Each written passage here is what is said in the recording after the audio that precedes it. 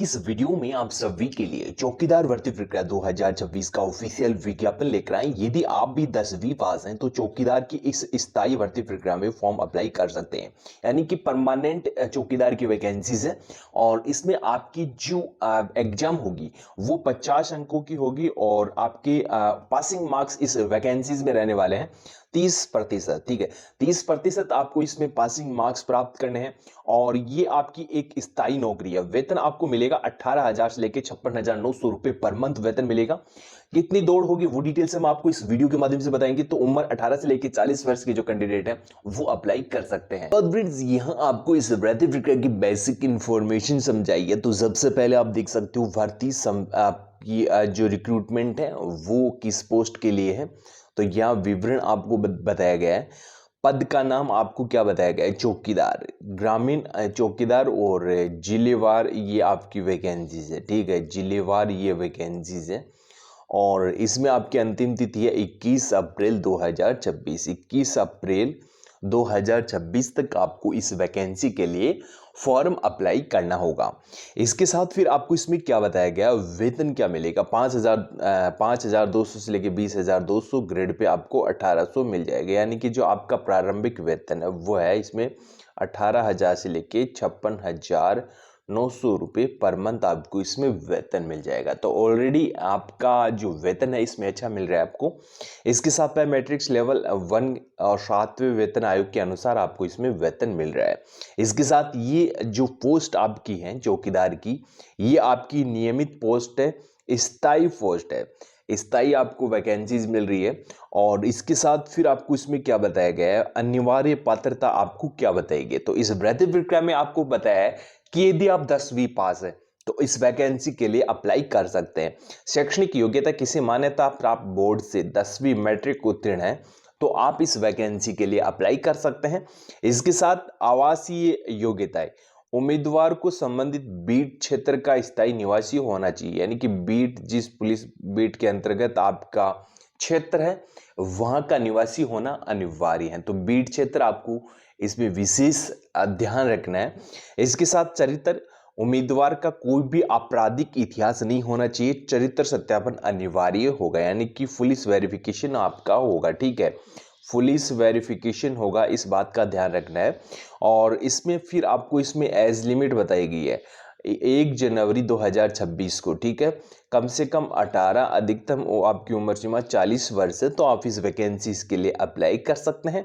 इसमें सामान्य के लिए है 35 वर्ष। ठीक है, सामान्य के लिए है 35 वर्ष, अत्यंत पिछड़ा वर्ग ओबीसी के लिए 18 से 37, पुरुषों के लिए और महिलाओं के लिए 38 आपको बताए गए।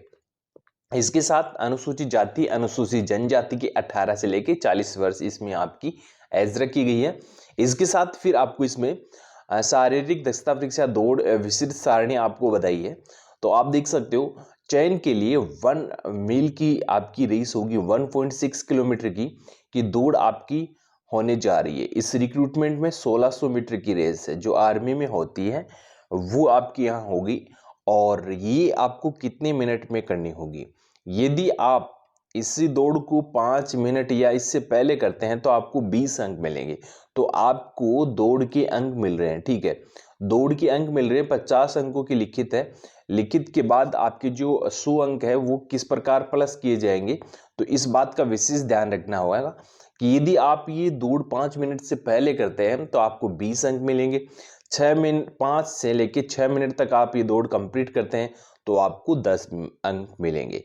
तो ये तो पुरुषों के लिए है। ठीक है, तो पुरुषों की जो क्वालिफिकेशन आपकी है इसमें 6 मिनट तक आपको ये दौड़ करनी है। ठीक है, पुरुषों के लिए कितना समय, 6 मिनट तक आपको ये दौड़ कंप्लीट करनी है। तो आप आसानी से ये दौड़ कंप्लीट कर सकते हो। ठीक है, चौकीदार यदि आपको बनना है जिला क्षेत्र में तो आप आसानी से ये दौड़ कर सकते हैं। इसके साथ महिला उम्मीदवार, और फिर क्या बताया गया है, 6 मिनट से अधिक का समय आपको अयोग्य कर दिया जाएगा। यदि आप 6 मिनट से अधिक का समय लेते हैं तो अनक्वालिफाई कर दिया जाएगा इन द रेस। इसके साथ फिर मेल कैंडिडेट्स, फीमेल कैंडिडेट्स के लिए आपको क्या बताया गया है, 8 मिनट या इससे पहले यदि आप ये दौड़ करते हैं तो आपको 20 अंक मिल जाएंगे। ठीक है, तो महिला उम्मीदवारों के लिए भी बड़ा मौका है, आपको भी इस वैकेंसीज के लिए अप्लाई करना चाहिए क्योंकि ये जो वैकेंसीज है आपकी स्थायी नियमित वैकेंसीज है और आपको परमानेंट गवर्नमेंट जॉब मिल रहा है।